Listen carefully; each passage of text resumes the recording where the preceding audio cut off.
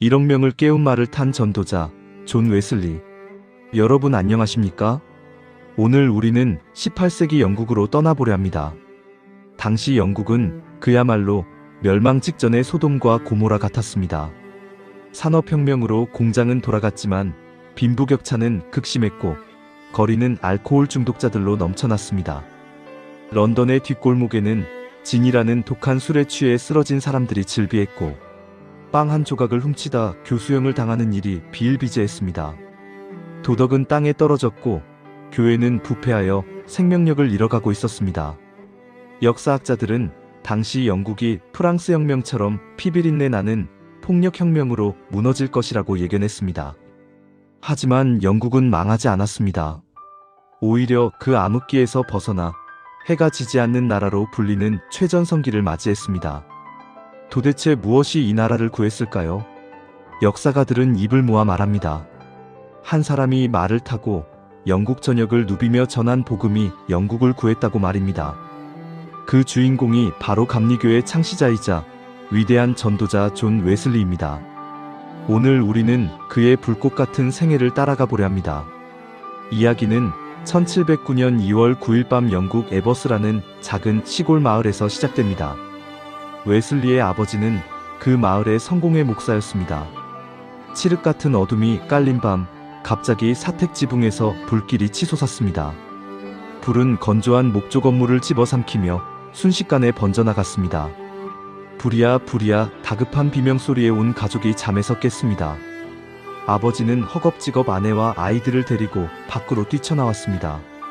다행히 모두 무사히 빠져나온 줄 알았습니다. 그런데 인원을 점검하던 어머니의 얼굴이 사색이 되었습니다. 아이가 하나 모자랐습니다. 바로 6살 난 둘째 아들 제키 즉 어린 존 웨슬리가 보이지 않았던 것입니다. 부모님이 미친 듯이 이름을 불렀지만 불길은 이미 계단을 집어삼켜 2층으로 올라갈 수가 없었습니다. 그때 2층 창문에서 조그만 아이가 얼굴을 내밀고 울부짖었습니다. 살려주세요. 아빠 살려주세요. 불길이 아이의 방까지 들이닥치고 있었습니다. 사다리를 가져올 시간조차 없었습니다. 마을 주민들은 급히 인간 사다리를 만들었습니다. 한 사람이 다른 사람의 어깨 위에 올라타고 또 그 위에 올라타서 겨우겨우 창문에 닿았습니다. 그들이 아이를 낚아채어 바닥으로 내려놓는 바로 그 순간 와르르 하는 굉음과 함께 지붕이 무너져 내렸습니다. 간발의 차이였습니다. 1초만 늦었어도 아이는 불 속으로 사라질 뻔했습니다. 아버지는 잿더미가 된 집 앞에서 어린 아들을 끌어안고 무릎을 꿇었습니다. 그리고 눈물로 하나님께 감사 기도를 드렸습니다. 하나님 감사합니다. 집은 다 탔지만 아이들은 모두 살았습니다. 특히 이 아이는 불 속에서 꺼낸 타다 남은 나무 토막입니다. 하나님께서 이 아이를 살려주신 데에는 분명 특별한 뜻이 있을 것입니다. 아이를 주님께 드립니다. 그날 밤의 사건은 어린 웨슬리의 가슴에 평생 지워지지 않는 불도장을 남겼습니다. 나는 하나님이 불 속에서 건져낸 사람이다. 나는 덤으로 사는 인생이다. 나는 반드시 하나님의 일을 해야 한다. 그는 이 사명감을 안고 자랐습니다. 웨슬리는 천재였습니다. 그는 명문 옥스퍼드 대학교에 들어갔고 그곳에서 동생 찰스 웨슬리와 함께 아주 특별한 모임을 만들었습니다. 그들은 매일 정해진 시간에 기도하고 성경을 읽었습니다. 감옥에 있는 죄수들을 찾아가 위로하고 가난한 사람들을 도왔습니다. 그들은 시간을 낭비하지 않기 위해 분 단위로 계획을 짜서 생활했습니다. 학교 친구들은 그들을 비웃었습니다. 저 꽉 막힌 녀석들 좀 봐, 규칙쟁이들이야. 친구들은 그들을 규칙쟁이 즉 메소디스트라고 놀렸습니다. 하지만 웨슬리는 그 별명을 자랑스럽게 여겼습니다. 그는 누구보다 철저하게 율법을 지키며 거룩하게 살려고 노력했습니다. 겉으로 보기에 그는 완벽한 기독교인이었습니다. 옥스퍼드의 교수이자 성직자였고 헬라어와 히브리어에 능통했으며 흠잡을 데 없는 도덕적인 삶을 살았습니다. 하지만 여러분 여기에 심각한 문제가 있었습니다. 그의 겉모습은 완벽했지만 그의 속사람은 텅 비어 있었습니다. 그는 하나님을 사랑해서 그 일을 한 것이 아니었습니다. 하나님이 두려워서 지옥에 가지 않기 위해 자신의 의로움을 쌓고 있었던 것입니다. 그의 마음속에는 구원의 확신도 참된 평안도 없었습니다. 그는 늘 불안했습니다. 내가 이렇게 열심히 하면 하나님이 나를 받아주시겠지. 내가 더 착하게 살면 구원받을 수 있겠지. 그는 종교적인 열심으로 자신의 불안을 덮으려 했습니다. 그러던 중 1735년 그에게 인생을 뒤바꿀 거대한 도전이 찾아왔습니다. 미국 조지아주로 가는 선교사 모집 공고였습니다. 당시 미국은 미개척지였고 인디언들이 사는 낯선 땅이었습니다. 웨슬리는 생각했습니다. 그래, 선교를 떠나자 내 모든 것을 버리고 저 거친 땅에 가서 복음을 전하면 하나님도 내 정성을 인정해 주실 거야. 그러면 내 마음에도 진짜 평안이 찾아올 거야. 그는 자신의 구원을 확인받고 싶어서 선교를 지원했습니다. 그는 동생 찰스와 함께 배에 올랐습니다. 대서양을 건너는 긴 항해였습니다. 처음에는 순조로웠습니다. 하지만 항해 중간쯤 이르렀을 때 거대한 폭풍우가 배를 덮쳤습니다. 집채만 파도가 갑판을 때렸고 돛대는 부러질 듯 휘어졌습니다. 배는 금방이라도 침몰할 것 같았습니다. 사람들은 공포에 질려 비명을 질렀습니다. 옥스퍼드 엘리트이자 성직자였던 웨슬리도 마찬가지였습니다. 죽음의 공포가 그를 엄습했습니다. 그는 벌벌 떨며 하나님께 살려달라고 빌었습니다. 나는 아직 죽을 준비가 안 됐어. 지금 죽으면 심판을 받을 거야. 그의 거룩함도 그의 신학 지식도 죽음 앞에서는 아무런 소용이 없었습니다. 그는 그저 죽음을 무서워하는 나약한 인간일 뿐이었습니다. 그런데 그 아수라장 속에서 웨슬리는 충격적인 광경을 목격했습니다. 배 한쪽 구석에 모여 앉은 한 무리의 사람들이 있었습니다. 그들은 독일에서 온 모라비안 교도들이었습니다. 그들은 남녀노소 할 것 없이 서로 손을 잡고 평온한 얼굴로 찬송가를 부르고 있었습니다. 배가 뒤집힐 듯 요동치고 물이 쏟아져 들어오는데도 그들의 얼굴에는 두려움이 없었습니다. 마치 소풍 나온 사람들처럼 평화로워 보였습니다. 웨슬리는 기어가서 그들에게 물었습니다. 당신들은 무섭지 않습니까? 지금 배가 가라앉고 있습니다.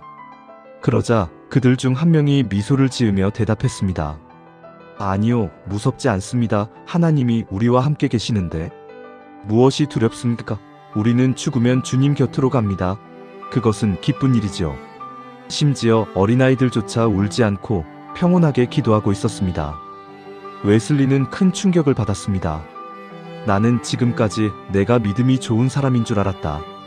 나는 목사고 선교사다. 그런데 나는 죽음이 무서워 벌벌 떨고 있는데 저 평신도들은 어떻게 저렇게 평온할 수 있는가?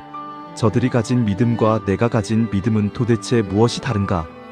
그는 부끄러움과 자괴감에 고개를 들 수 없었습니다. 폭풍우는 며칠 뒤 잠잠해졌지만 웨슬리의 마음속 폭풍우는 그때부터 시작되었습니다. 미국 조지아에 도착한 웨슬리는 인디언 선교를 시작했습니다. 하지만 결과는 참담한 실패였습니다. 그는 인디언들의 말을 알아듣지도 못했고 율법적인 잣대로 그들을 정죄하기만 했습니다. 백인 정착민들과도 갈등을 빚었습니다. 그는 사랑이 없었습니다. 그저 딱딱한 교리만 내세우다가 사람들의 미움을 샀습니다. 결국 그는 도망치듯 야반도주하여 영국으로 돌아오는 배에 몸을 실었습니다. 2년 만에 돌아온 영국. 그는 완전히 패배자였습니다. 그는 자신의 일기장에 이렇게 적었습니다. 나는 인디언들을 구원하겠다고 미국으로 갔다 하지만 누가 나를 구원할 것인가? 나는 내 속에 평안이 없다. 나는 믿음이 없다. 영국에 도착한 그는 깊은 우울증에 빠졌습니다. 설교할 힘도 기도할 힘도 없었습니다. 나는 가짜야. 나는 위선자야. 그는 자신을 학대했습니다. 옥스퍼드의 엘리트였던 그가 이제는 아무것도 할 수 없는 무력한 존재가 되어버린 것입니다. 하지만 여러분, 하나님은 바로 그 지점을 기다리고 계셨습니다. 웨슬리의 교만과 자신의 힘으로 구원을 이루려던 그 노력이 완전히 무너져 내린 그 순간, 하나님은 그를 진짜 믿음의 길로 인도하실 준비를 마치셨습니다. 1738년 5월 24일 운명의 날이 밝았습니다. 영국의 밤 공기는 차가웠지만 런던의 한 구석에서는 인류 역사를 바꿀 거대한 불꽃이 점화되고 있었습니다. 그날 밤 존 웨슬리는 지독한 우울감에 시달리고 있었습니다. 그는 일기장에 나는 가기 싫었지만 억지로 갔다고 적었습니다. 그가 억지로 발걸음을 옮긴 곳은 런던 올더스게이트 거리에 있는 작은 모라비안 교도들의 기도 모임이었습니다. 좁은 다락방에는 몇 명의 사람들이 모여 있었습니다. 화려한 설교도 없었고 웅장한 찬양도 없었습니다. 그저 한 사람이 강단에 서서 마르틴 루터가 쓴 로마서 주석의 서문을 건조한 목소리로 읽어내려가고 있었습니다. 웨슬리는 구석자리에 앉아 멍하니 그 소리를 듣고 있었습니다. 그런데 낭독자가 하나님께서 예수 그리스도를 믿는 믿음을 통해 우리 마음에 변화를 일으키신다는 구절을 읽을 때였습니다. 바로 그 순간 웨슬리의 가슴 속에서 설명할 수 없는 기이한 일이 벌어졌습니다. 갑자기 그의 심장이 뜨거워지기 시작했습니다. 그것은 물리적인 열기가 아니었습니다. 평생 그를 괴롭혔던 두려움과 의심이 순식간에 녹아내리는 성령의 불이었습니다. 그는 훗날 그 순간을 이렇게 기록했습니다. 나는 내 마음이 이상하게 뜨거워지는 것을 느꼈다. 나는 내가 그리스도를 오직 그리스도만을 믿고 있다는 것을 느꼈다. 그리고 주께서 내 모든 죄를 씻으셨고 나를 죄와 사망의 법에서 구원하셨다는 확신을 얻었다. 그것은 기적이었습니다. 옥스퍼드 대학의 천재 신학자가 머리가 아닌 가슴으로 예수님을 만난 것입니다. 지금까지 그는 내가 열심히 노력해서 구원을 얻으려 했습니다. 하지만 그날 밤 그는 깨달았습니다. 구원은 내 노력이 아니라 예수님이 십자가에서 이미 다 이루어 놓으신 선물이라는 것을 말입니다. 그의 영혼을 짓누르던 무거운 짐이 벗겨졌습니다. 그는 그 자리에서 벌떡 일어나 외쳤습니다. 여러분, 예수님이 내 죄를 사하셨습니다. 나 같은 죄인을 용서하셨습니다. 회심한 웨슬리는 더 이상 예전의 율법주의자가 아니었습니다. 그의 설교는 달라졌습니다. 딱딱하고 지루한 교리 대신 살아있는 예수님의 사랑과 회개를 외쳤습니다. 그의 눈빛은 확신에 차 있었고 목소리에는 힘이 넘쳤습니다. 하지만 문제가 생겼습니다. 기존의 영국 국교회 즉 성공회 교회들이 그를 거부하기 시작한 것입니다. 당시 영국 교회는 형식과 권위를 중요하게 여겼습니다. 그런데 웨슬리가 강단에서 당신들은 거듭나야 합니다. 회개하지 않으면 종교의식도 소용없습니다라고 외치자 목사들은 불쾌했습니다. 저 광신도를 내쫓아라. 다시는 우리 교회 강단에 세우지 마라. 런던의 모든 교회가 그에게 문을 닫아 걸었습니다. 그는 말씀을 전하고 싶어 미칠 것 같았지만 설교할 장소가 없었습니다. 그때 그의 대학 후배이자 동료였던 조지 휘필드가 그를 찾아왔습니다. 휘필드는 이미 야외 설교로 명성을 떨치고 있던 부흥사였습니다. 그가 웨슬리에게 충격적인 제안을 했습니다. 선배님, 교회 문이 닫혔다면 밖으로 나오십시오. 저 들판으로, 광장으로 나오십시오. 그곳에 말씀을 듣고 싶어하는 수천 명의 영혼이 기다리고 있습니다. 웨슬리는 깜짝 놀랐습니다.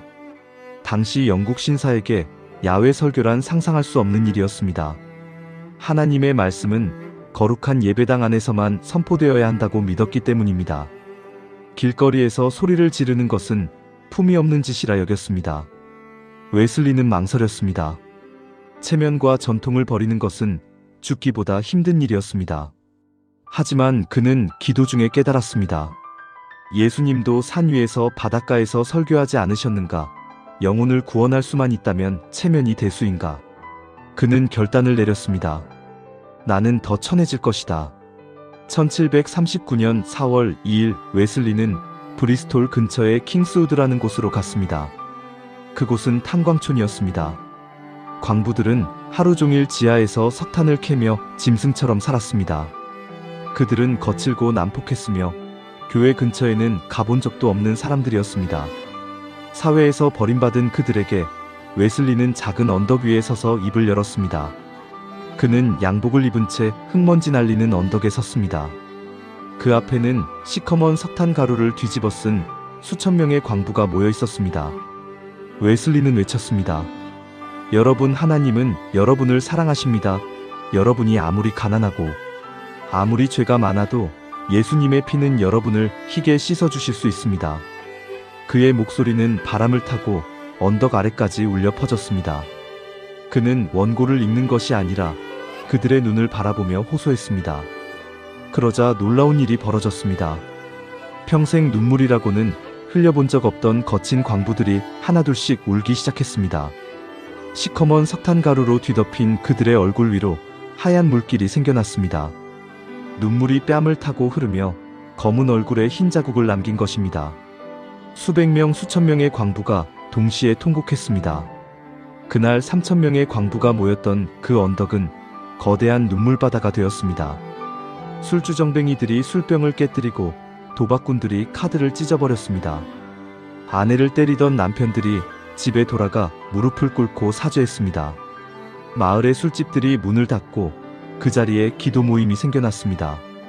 이것이 바로 전설적인 감리교 부흥의 시작이었습니다. 웨슬리는 이제 멈출 수가 없었습니다. 그는 말을 탔습니다. 교회 건물이 필요 없었습니다.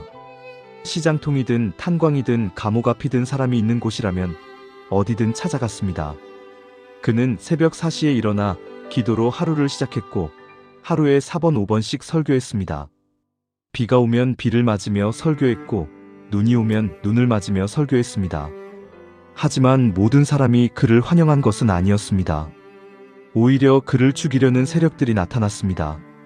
타락한 성직자들은 그를 시기했고 술집 주인들은 장사가 안 된다며 깡패들을 고용했습니다. 폭도들이 그에게 돌을 던졌고 썩은 계란을 던졌습니다. 심지어 성난 황소를 몰고 집회 장소로 돌진시키기도 했습니다. 어느 날은 2만 명의 군중이 모인 곳에서 설교를 하는데 폭도들이 벽돌을 던져 웨슬리의 입술이 터지고 피가 흘렀습니다. 하지만 그는 피를 닦으며 미소를 지었습니다. 그리고 폭도들을 향해 말했습니다. 형제들이여, 나는 여러분을 사랑합니다. 하나님도 여러분을 사랑하십니다. 그의 담대함에 폭도 대장이 감동하여 무릎을 꿇고 그를 보호해주는 일까지 일어났습니다. 그는 작은 거인이었습니다. 키는 160cm도 안 되는 단신이었고 몸무게는 60kg도 나가지 않았습니다. 하지만 그 작은 몸 안에는 핵폭탄 같은 성령의 에너지가 들어있었습니다. 그는 말을 타고 달리며 책을 읽었고 이동하는 시간조차 아까워하며 전도했습니다. 그의 열정은 전염병처럼 번져나갔습니다. 그를 따르는 수많은 평신도 설교자들이 생겨났습니다. 웨슬리는 그들을 조직했습니다.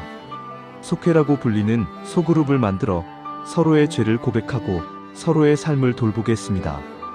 단순히 감정적으로 흥분하고 끝나는 부흥이 아니라 삶이 변하는 거룩한 운동을 만든 것입니다. 이 거대한 불길은 영국 사회를 송두리째 바꾸어 놓았습니다. 당시 영국은 노예 무역이 합법이었고 아동노동 착취가 만연했습니다. 하지만 웨슬리의 설교를 듣고 회심한 정치인 윌리엄 윌버포스는 평생을 바쳐 노예제도 폐지 운동을 벌였습니다. 감옥 환경이 개선되었고 노동자들의 인권이 존중받기 시작했습니다. 술과 도박으로 병들어가던 영국이 도덕적인 나라로 다시 태어난 것입니다. 역사가들은 만약 존 웨슬리가 없었다면 영국은 프랑스 혁명보다 더 끔찍한 피해 혁명을 겪었을 것이라고 평가합니다. 한 사람의 회심이 나라를 구한 것입니다. 존 웨슬리는 80세가 넘어서도 멈출 줄을 몰랐습니다. 그의 머리카락은 백발이 되었고 얼굴에는 깊은 주름이 패였지만 눈빛만은 청년처럼 형형하게 빛나고 있었습니다. 사람들은 그를 가리켜 하나님의 기병대라고 불렀습니다. 그는 하루도 쉬지 않고 말을 타고 영국 전역을 누볐습니다. 비가 오나 눈이 오나 새벽 4시면 어김없이 일어나 기도로 하루를 시작했고 오전 5시면 어김없이 광장이나 들판에서 말씀을 전했습니다. 노년의 웨슬리에게는 더 이상 핍박이 없었습니다. 젊은 시절 그에게 돌을 던지고 욕설을 퍼붓던 사람들은 이제 존경의 눈빛으로 그를 바라보았습니다. 그가 지나가는 마을마다 사람들이 길거리로 나와 모자를 벗고 경의를 표했습니다. 타락해가던 영국을 구원한 영웅에게 보내는 찬사였습니다. 하지만 웨슬리는 사람들의 칭송에 마음을 두지 않았습니다. 그는 늘 자신을 무익한 종이라고 불렀습니다.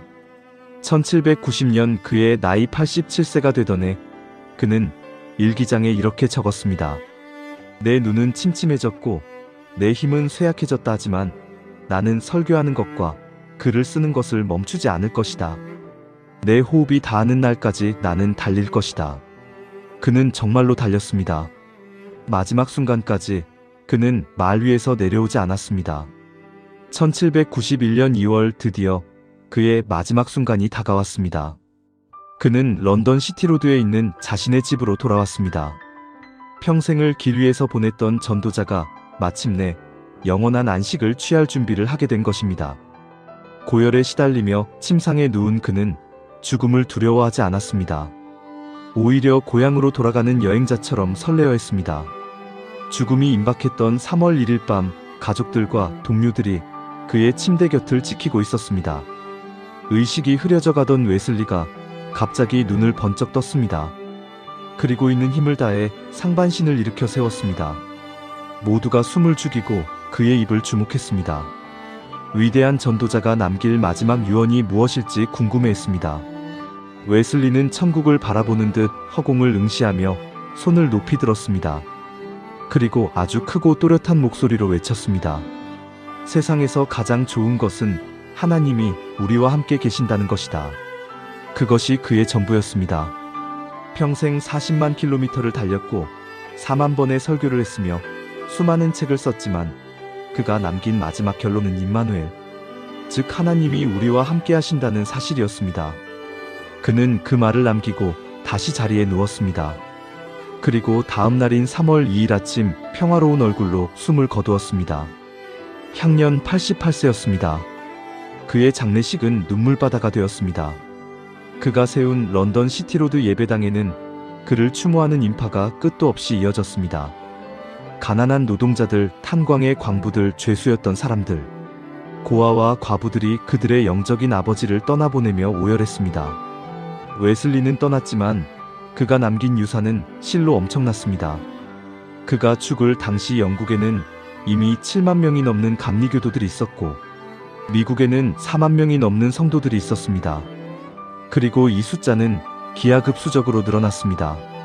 오늘날 전 세계에는 약 8천만 명의 감리교 성도들이 있으며 그가 시작한 성결운동과 사회복지운동은 수많은 교단과 단체에 영감을 주었습니다. 웨슬리는 평소에 돈에 대해 이렇게 가르쳤습니다. 할 수 있는 대로 많이 벌어라. 할 수 있는 대로 많이 저축하라.